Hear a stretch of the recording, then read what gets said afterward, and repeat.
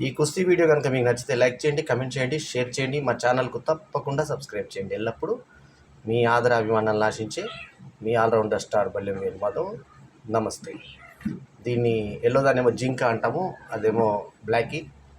So ఇదండి story. So అది దిగింది, ఇది అక్కడే పడుకుంది. ఓకే, ఇలాంటి వింత వింత గమ్మత్తు హోమ్లీ వీడియోల కోసం మా బల్లెం వేణు మాధవ్ ఛానల్కి తప్పకుండా సబ్స్క్రైబ్ చేసుకోండి.